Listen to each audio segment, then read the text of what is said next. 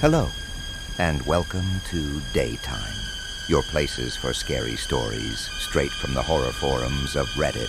Make sure to listen to the story until the end, because at the end of the week, we will be doing a questionnaire about this week's stories, and that person that get it right will be receiving $100. So without further ado, I present to you. I was hired to notice things out of place.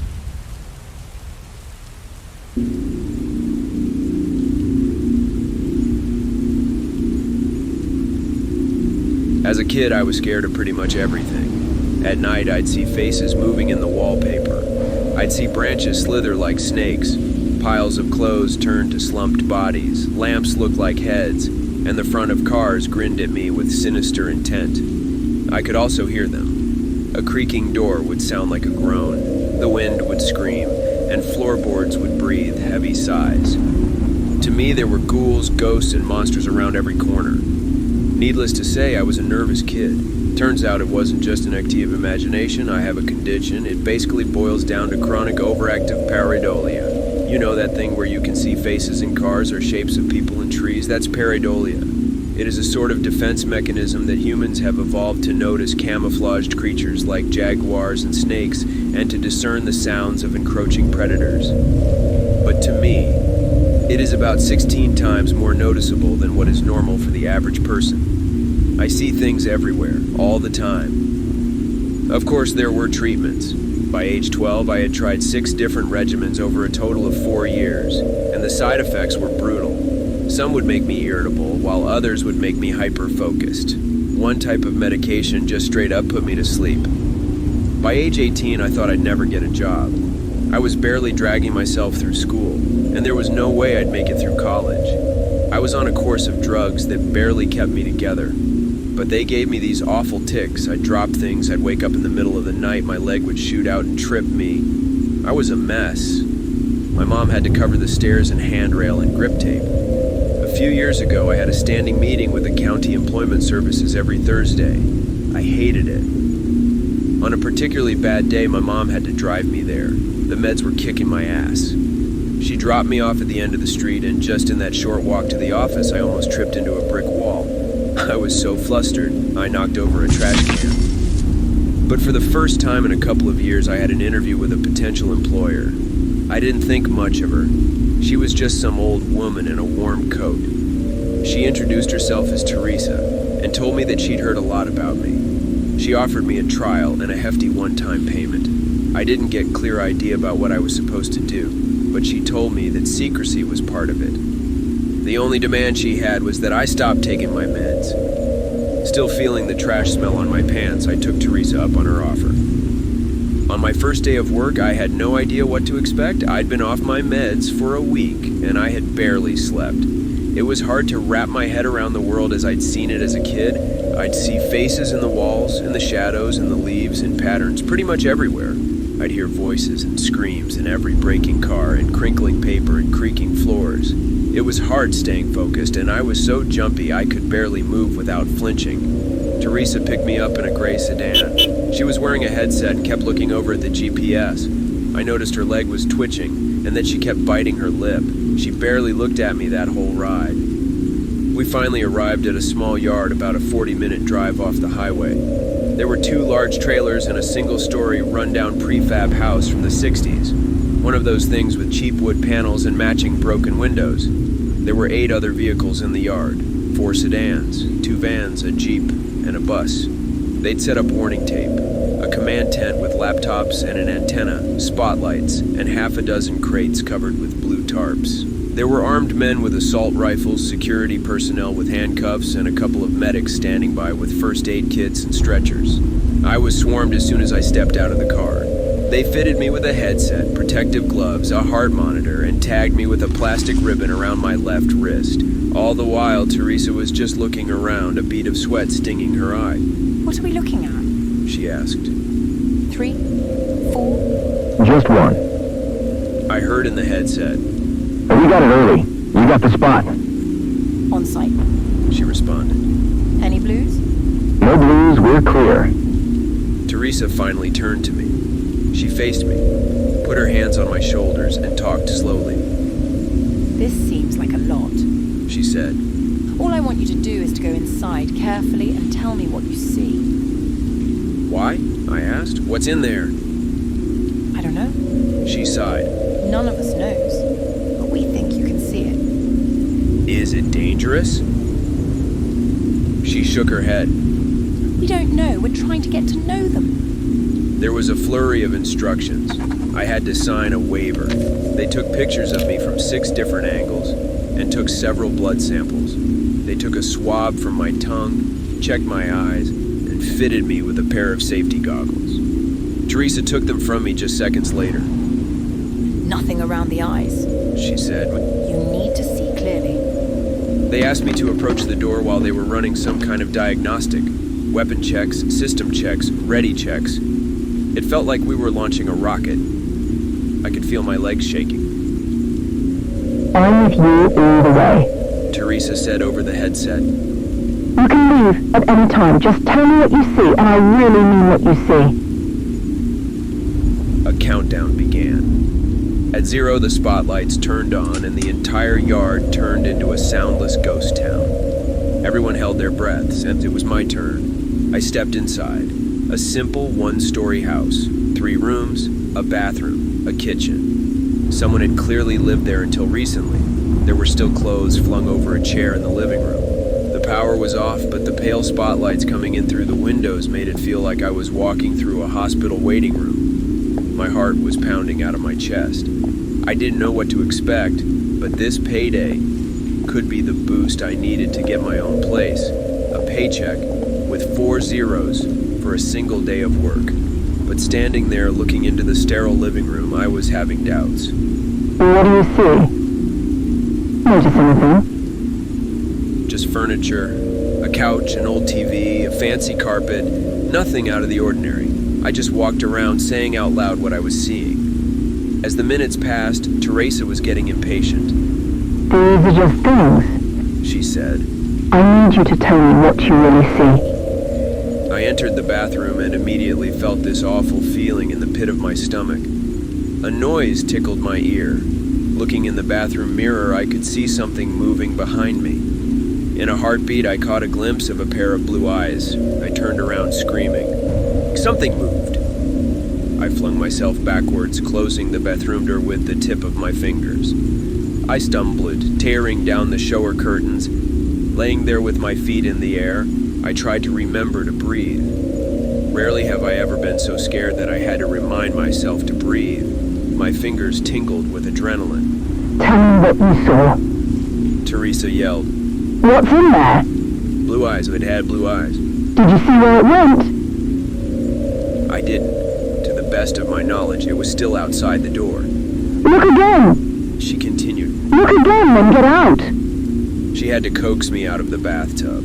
She encouraged me, spurred me on, and reminded me that I had to leave that room one way or the other.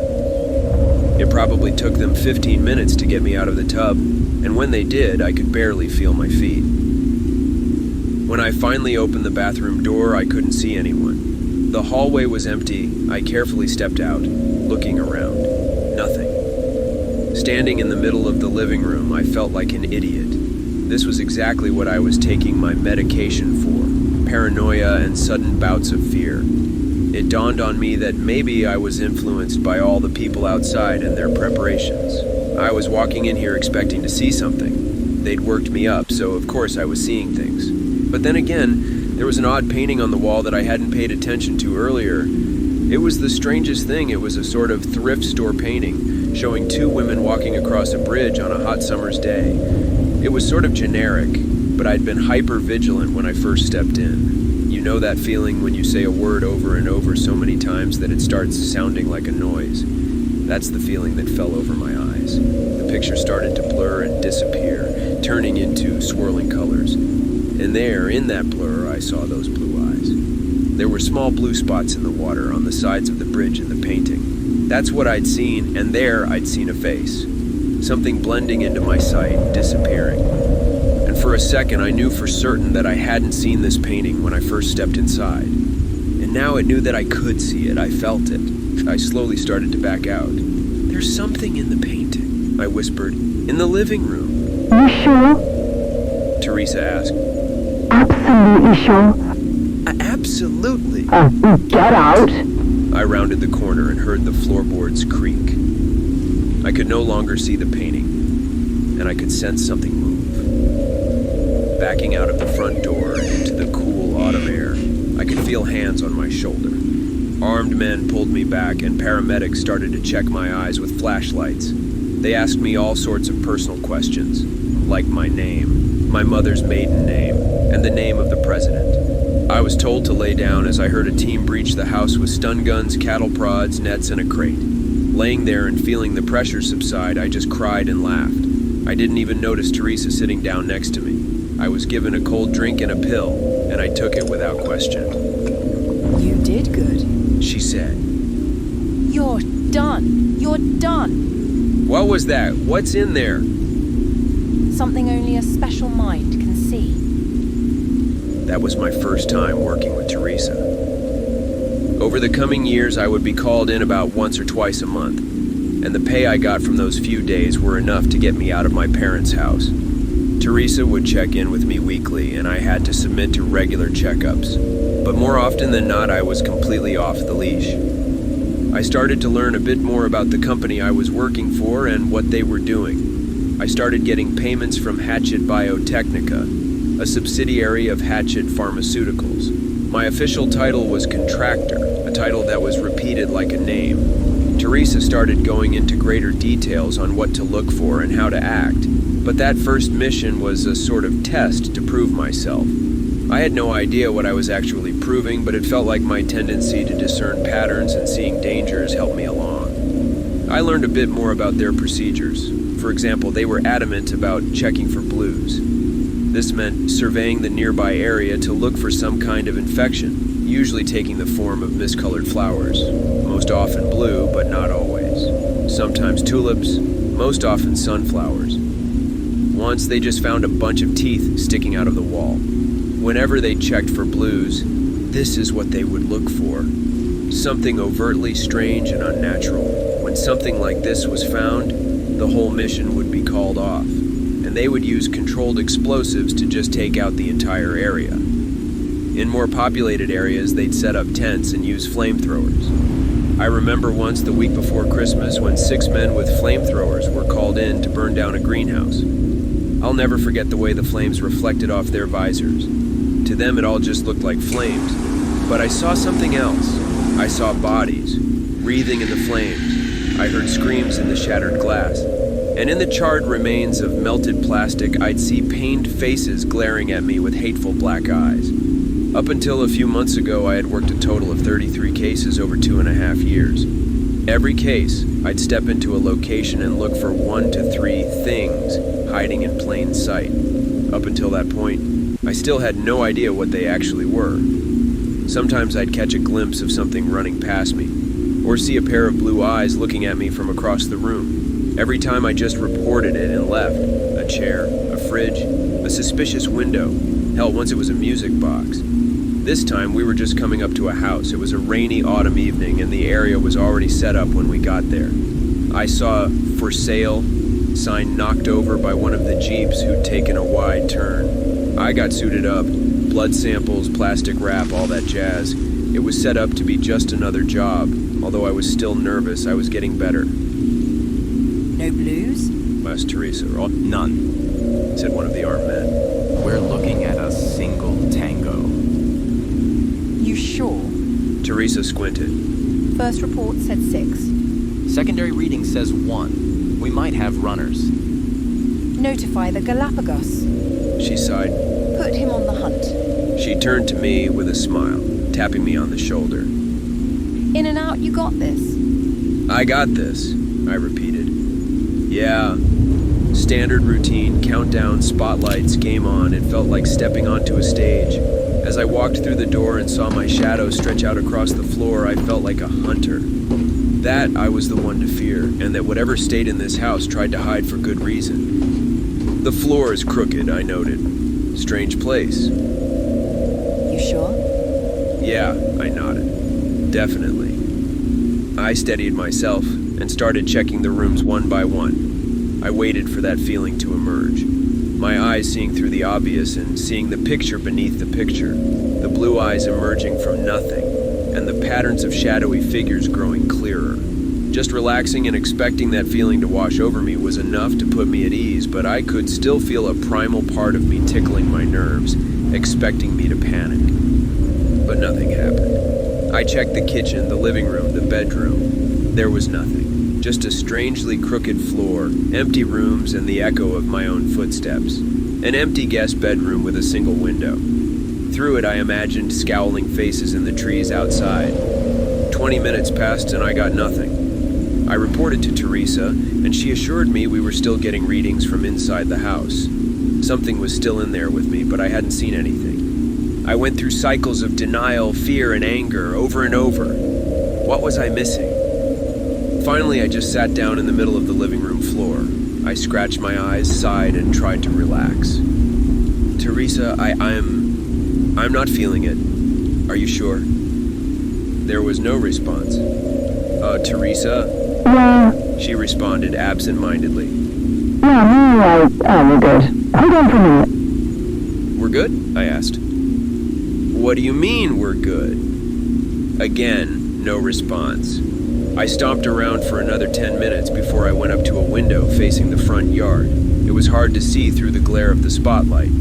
Teresa, I'm coming out. The place is empty. As soon as I opened the front door, I saw 24 faces fixed on me. Maybe they were surprised to see me, but I got the sense that there was something else. I could tell something was off. They all looked at me with strange expressions. Some neutral, some smiling ear to ear. One of the paramedics just stared at me with slack-jawed terror. It was as if they didn't know what to feel or how to express it. A hole sunk through my stomach. I got that hollow feeling as my eyes glazed over, like I was staring at something false, something hiding a pattern. This was the sense I'd been looking for inside, and now I was feeling it. In the far back, I saw Teresa. She stepped out from behind a jeep, smiling ear to ear. Behind the shape of her face, her eyes emerged, glowing with a cold blue. One by one, their eyes flared up in a blue glow, and there in a moment, my paranoid sight registered human-like shapes in the grass around them. Headless, mauled bodies and imposters, lookalikes, mimics, nightmare beings having tricked us into a trap. One by one, smiles started creeping across their faces. Rows of impossibly sharp teeth hiding long tongues, their fingers growing longer, their necks elongating. They were losing their disguises and facing me, head-on, unafraid. Nothing was said out loud, not a word. But to me, it was as if the wind itself was screaming for me to run. I slammed the door behind me and ran. Faces were coming out of the walls, door handles turning into hands, grasping at my clothes, my distorted face reflecting in windows and mirrors with jawless grins. I couldn't blink. Every heartbeat, a new horror forced my eyes open. There were more doors than I remembered. There were more windows than there should be. The kitchen suddenly had a skylight, and there were 4 fridges. Countless paintings had appeared in the master bedroom, depicting cruel and blood-drenched horrors. They were already here trying to surround me, and my mind was racing to remember what was real and what wasn't. Rushing to the back of the guest bedroom, I remembered there being only one window. Now there were 2, and I had to roll the dice, take a guess, do something. As I grabbed the window frame, I imagined teeth slamming into my hands, tongues licking across my palms, wide smiles sating their hunger. But this time it was just my imagination. I burst through the window and took off running into the woods. Through the night, I just kept going. My chest hurt from holding the screams in. Without my medication, everything in the dark looked like something reaching for me, trying to eat me, trying to grab me. Creaking branches sounded like laughter, and howling winds were screams. I must have run for hours when my foot got caught between 2 rocks. As I tumbled to the ground, twisting my ankle, I saw them descend on me. I felt their fingers scratching me. I writhed on the ground, screaming for them to just let me go, to just please let me go. But after a few seconds, I realized I had just scratched myself on the underbrush. There was no one there. I was safe. I broke down crying, trying to ignore the twisted face reflecting off the full moon above. Eventually, I made my way home. There were no messages waiting for me. All my work numbers had been taken offline. All ways to contact them were just gone, and there was no info on the firm that hired me. Hatchet Biotechnica exists only on paper. There's no location, no contact info, and no names attached. It's all a front. I haven't heard from Teresa since. I think that whoever I've been working for have just assumed I'm dead. That's why I decided to share this anonymously. Those who know who I am can reach out to me. And for those who don't, I just have a word of warning. Be observant. Trust your intuition. It might save your life.